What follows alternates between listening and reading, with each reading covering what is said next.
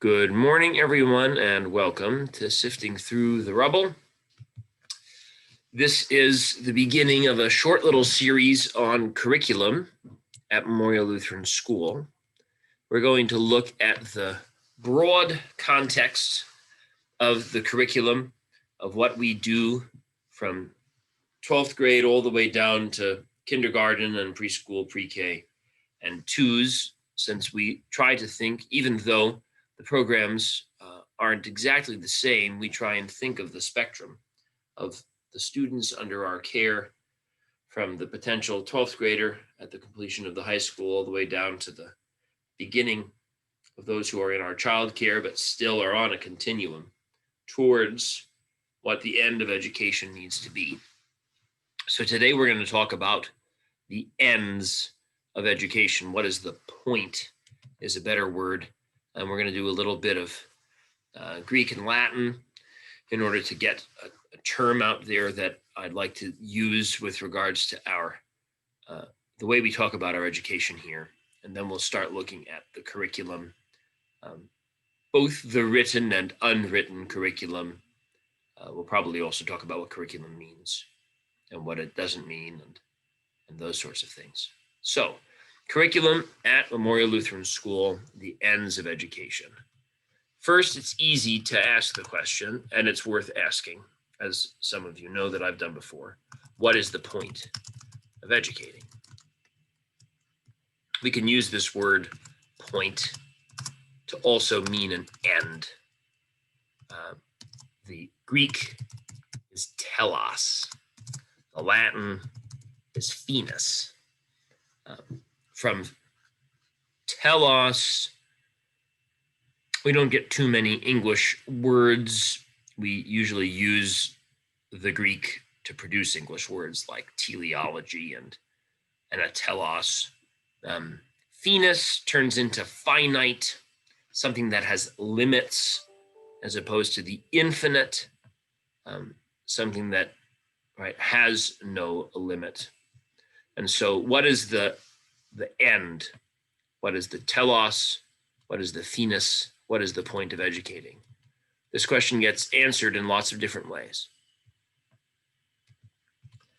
Some will say that the point of educating, why do you go to school, is so that you can have a job.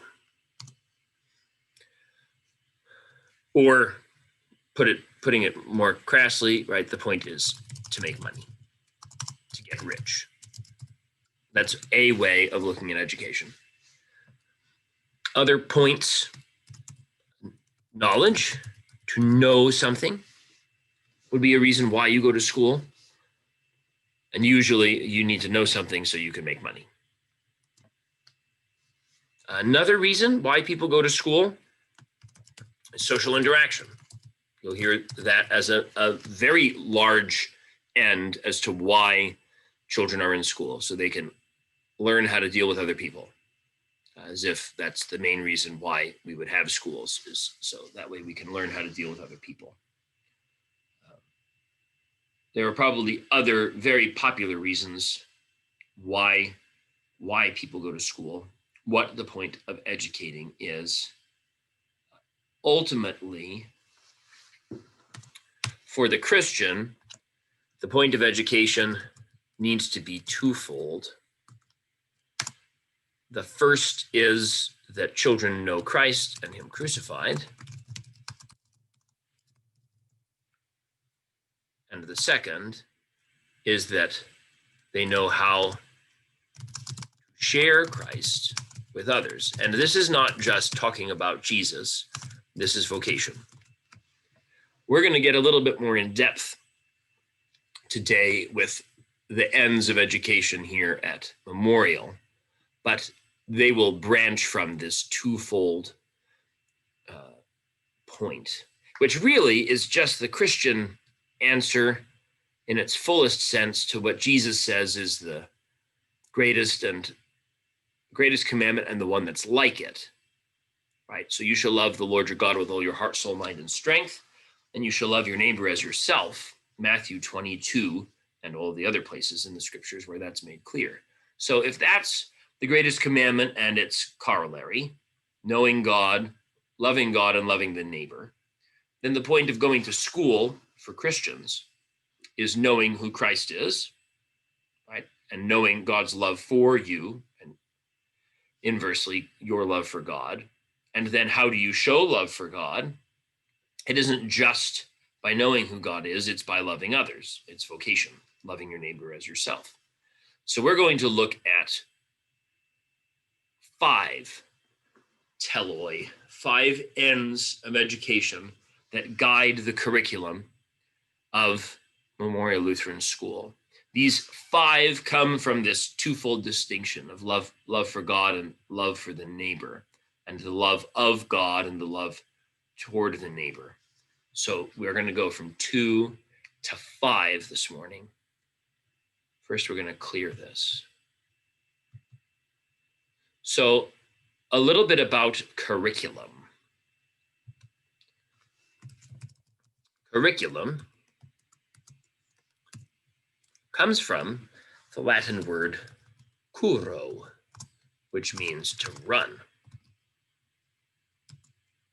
The principal parts are curo, curri, cookery, cursum, and this produces all sorts of words like the one that gives us curriculum, the thing that you run around, the little running thing. So the curriculum is the thing through which you run. And we use curriculum mostly for school. Technically, if we were to make it plural, it's curricula and curricula and not curriculums, but that all depends on when the word comes into English, whether or not it comes in with a Latin plural or just as a singular English word that we give an English plural to. So usually when we think about curriculum, we're thinking about textbooks or something that a teacher has produced if they don't use a textbook. We're going to expand that definition, and probably next week or the week after, I will provide this and we'll look through it. But this big, long running course is the curriculum plan for Memorial Lutheran School. And it does not only include the headings of subjects, it does include different kinds of activities, different sort of general concepts that are part of all of the things that we run through from 12 to K. You'll hear me say 12 to K, and it means all the way down, but we start with 12 to K because the point, as we're making today, is what is driving towards the end of the education. If the point of education can be briefly summarized in the love for God and the love for and of the neighbor, how do we get to those things in educating? We get there via the curriculum. And the curriculum has 5 ends, 5 major teloi is the Greek plural. I don't know if anyone says teloses, but also one last thing on that word, telos. It means end. Perhaps the clearest correspondence would be anyone who's used to listening to Lutheran preaching and Good Friday.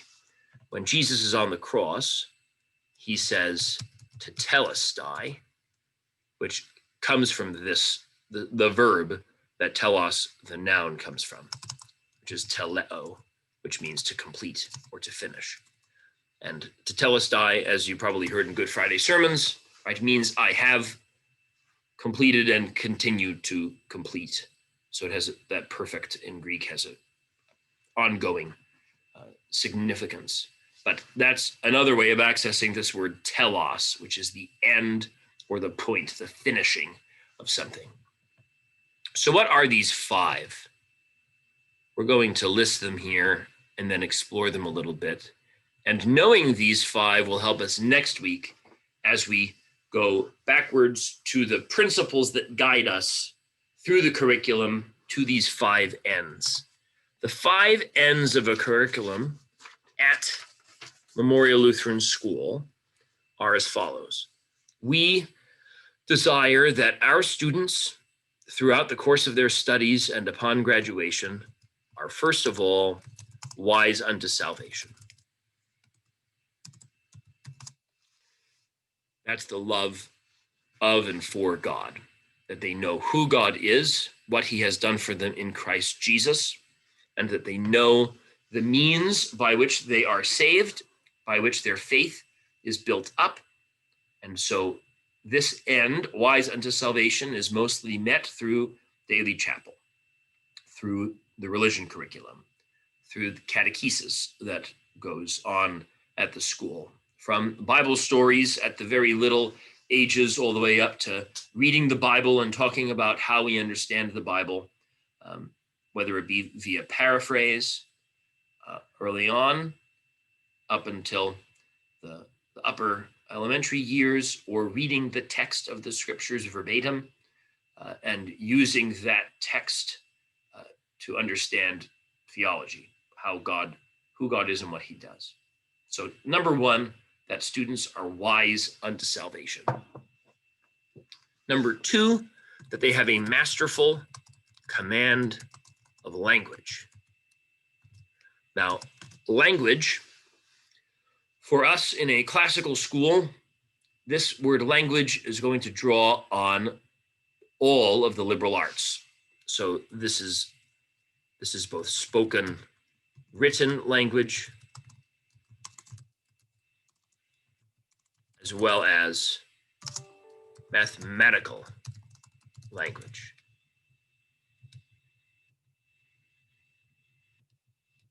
Mathematical language, spoken written language. We also would include in this musical language, all of the arts, liberal and fine, are found under this masterful command of language.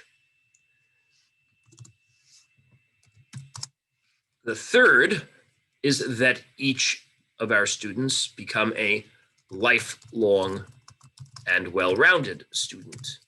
And we are using this word student on purpose. This word student, as I've mentioned before, is an eager learner, etymologically speaking. It's not just a person who shows up to class.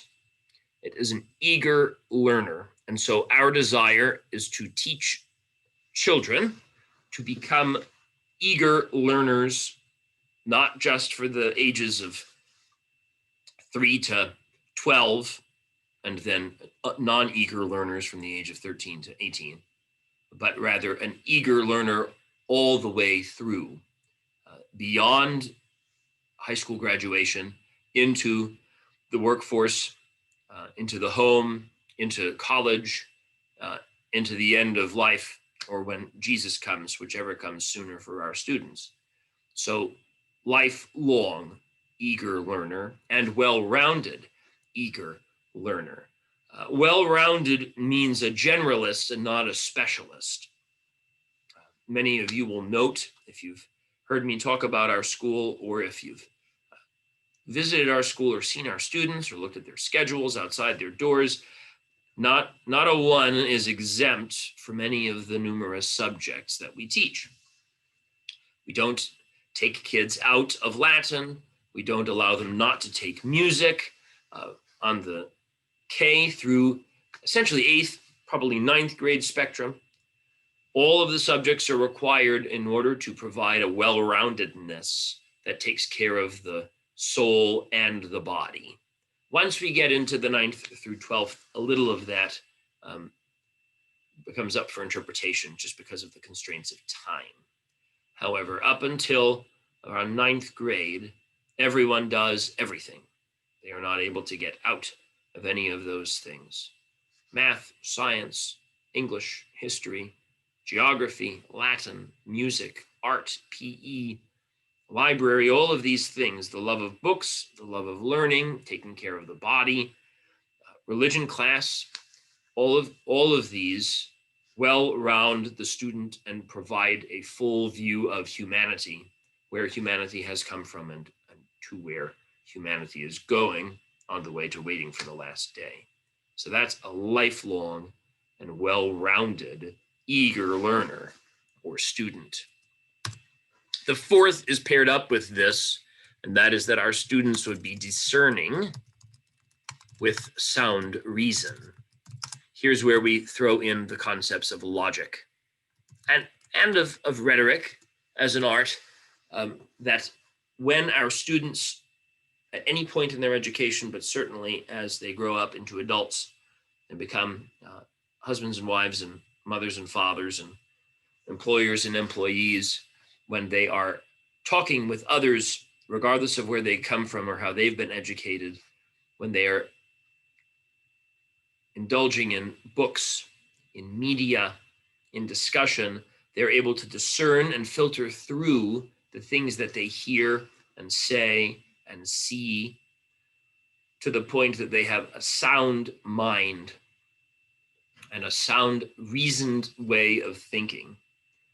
The couplet, right, is that a classical education teaches children how to think and what to do, sound reasoning and virtuous living, as opposed to what to think and how to do.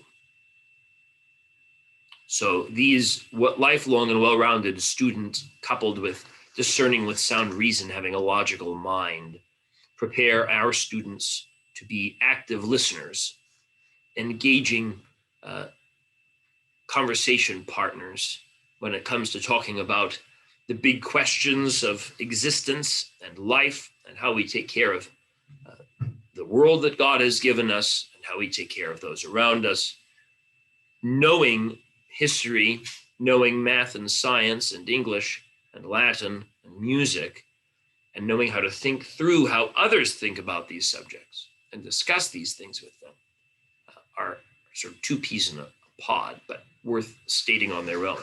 So in review, the first four of the five N's, the teloi of our education here, are that students be wise unto salvation, that they have a masterful command of language, the spoken and written, English and Latin, mathematical, and music, which really is mathematical, but doesn't get automatically subsumed under that when you hear the words. That our students be lifelong and well-rounded students, emphasis on the eager learning of the student, and that they are able to discern with sound reason, with a sound mind, with logical thinking, working through fallacious arguments, right? The fallacies that people often will throw into their discussions and their quips, and be able to think through an argument, how it is valid or not, in order to get to the truth on the other end. All of these are for the purpose of vocation. That is, the active life of love toward the neighbor. Our goal is not to produce super intelligent children who only care about being smart or being able to win debates or being able to produce beautiful works of art or music or mathematics or written pieces. All of these things have to be for the purpose of loving the neighbor. All of the things that we do as Christians really are for the other.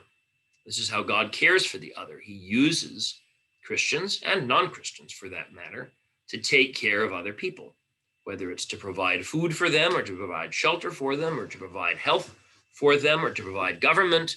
All of the different vocations that exist in the world are the masks through which God works. And so our education is ultimately driven to prepare baptized and not yet baptized children to serve their neighbor, to show the love of God by loving one another, and therefore be prepared to live a life that is not a life of self-love, but of love for the other. It's very easy in training students to have them care about themselves, their own work, their own efforts, their own grades, their own futures.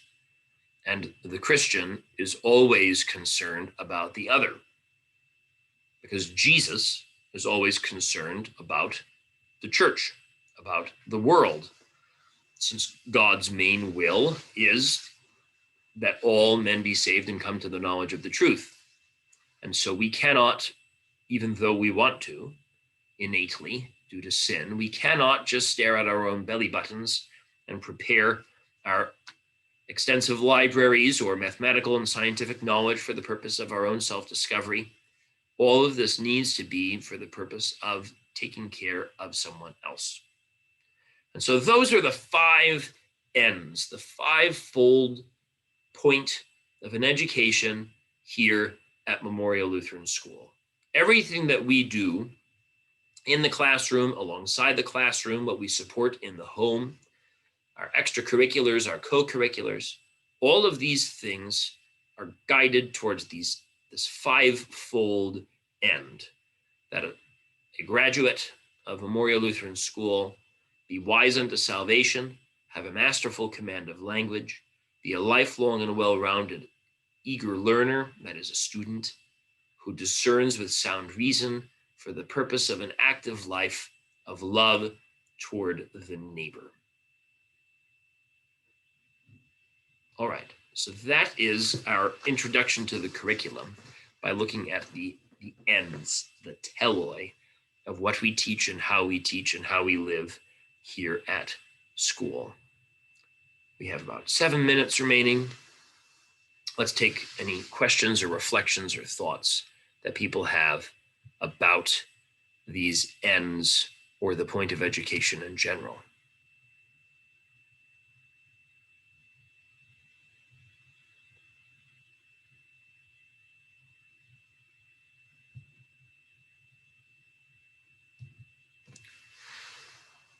Anything that anyone has to contribute to the conversation or push the conversation further, or yes, Jess. Oh, I just had a comment that I appreciate you outlining what the competing ideas are for the purpose of education and explaining Memorial's purpose, because before coming to Memorial, no one had ever discussed that with me before. So this is the first place I've heard that, and I think it's very important. Thank you. You're welcome.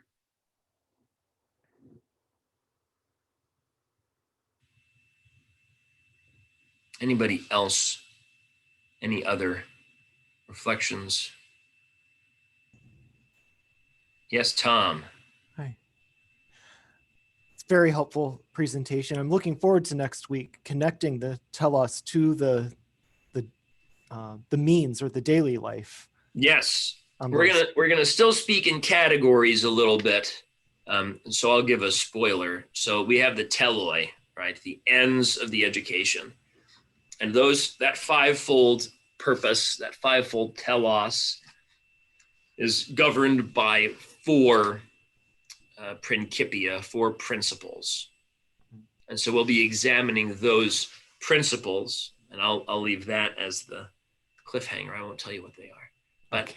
those 4 principles will be the overarching categories under which all the subjects in daily life fit, that push us toward that 5-fold purpose of an education. When we were working through these things as the curriculum subcommittee over the summer as a faculty, I really wanted like 7 or something like that. But 5, if 5 works for the books of Moses, 5 can work for us. And if 4 works for the Gospels, then 4 can work for us there too in terms of Christian numerology. But next week, we'll look at the 4 principia, the 4 principles, and the amount of overlap too, but that sort of predicates all of the things that lead to our 5-fold end.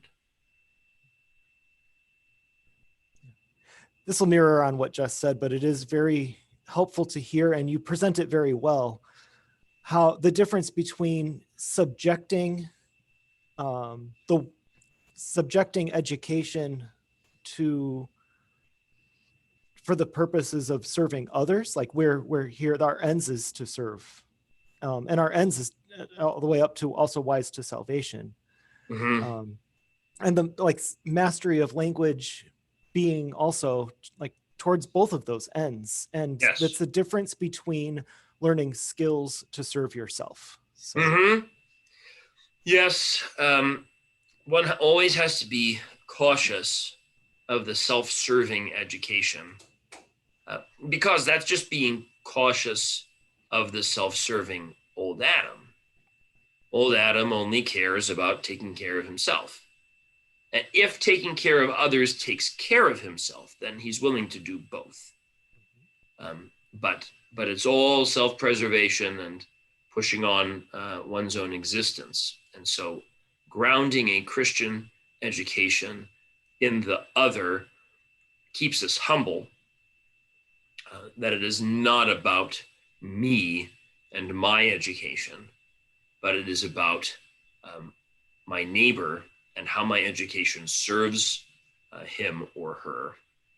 And there's so many ways in which we do that, that like the gospel, the fruits of the gospel are very freeing. Right? If your education is about taking care of others in all the ways that you have been equipped, and not about producing a singular monograph to push on one discipline, and if you don't produce that singular monograph, then you haven't amounted to anything, right? You're actually moving from a very law-driven, just pigeonholed existence to a freeing existence. I'm not gonna say the couplet correctly, but Luther's on the freedom of a Christian, right? That the Christian is perfectly free and Lord of all, and he is perfectly dutiful or slaved and servant of all. That truth is best expressed by a classical Lutheran education, because it's a truly liberal, freeing education, as opposed to the education that binds you to a singular thing. Now, if you, at the end of all these things, right, with all of the preparation, desire to serve people in one particular way, that's up to you, but you weren't forced there. It wasn't, right, from birth, you were supposed to be a hotel manager, and you only did everything that drove you to being a hotel manager, and then the hotel closes, and what do? Instead, all sorts of seasons exist in people's lives, and a classical Lutheran education, the curriculum of our school, prepares you to live in all of the seasons. Very good. All right, well, with that, it's 10 o'clock. So stay tuned for next week when we discuss the principles that guide us to the ends of Memorial Lutheran School's classical Lutheran curriculum. Thanks for joining us. Have a great Friday.